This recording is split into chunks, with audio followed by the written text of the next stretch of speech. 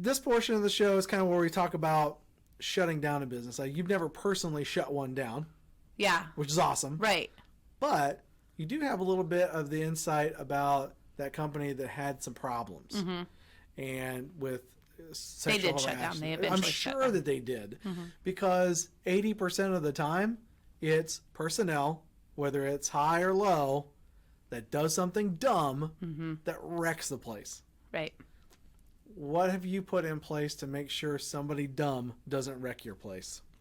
Well, I think I was the dumbest that could have wrecked it, right? Because I'm the worst with, I'm learning people.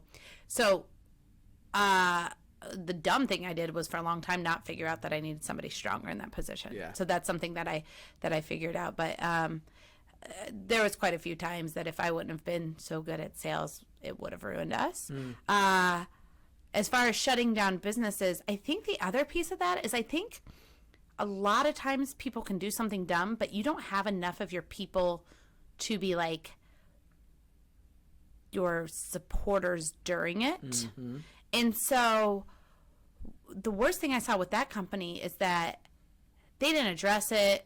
It could have got to where it was anyways, but they didn't have enough people that worked there that believed in the company to not say, oh, like for me, I was like, I'm just out. Right. And, I was on the management team. There were 3 other managers that were like, they didn't join the lawsuit, but they were like, I'm just out. This is too much to deal with, right? Yeah, for sure. Instead of being like, no, this company has, and that company for us, those 3 people, I'm not going to talk to their success, but they are very, very successful and gone on to great, huge companies. And they were like people that this company should have invested in because they were loyal to the company. Right. And it just got to be the point that we were so loyal and we didn't feel like there was loyalty back.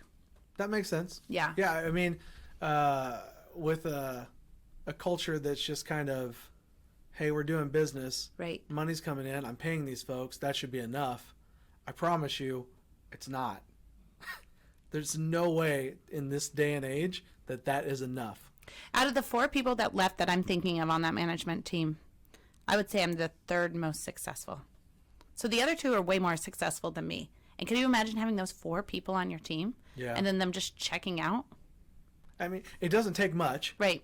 And it does take a lot to be over the top and impressive. Right. It's much easier to not impress. Nobody left for money is the other thing too. For sure. So most people don't. Right.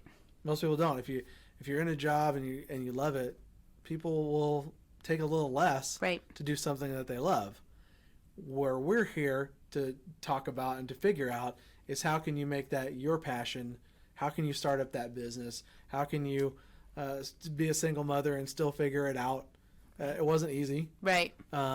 It's still not easy. Right. I'm not a single mom, though, anymore. I know. I'm just saying, I think that the more I figured out me, it allowed me to fix some other areas in my life that I couldn't have figured out before. Sure. Like, it's all kind of all relative.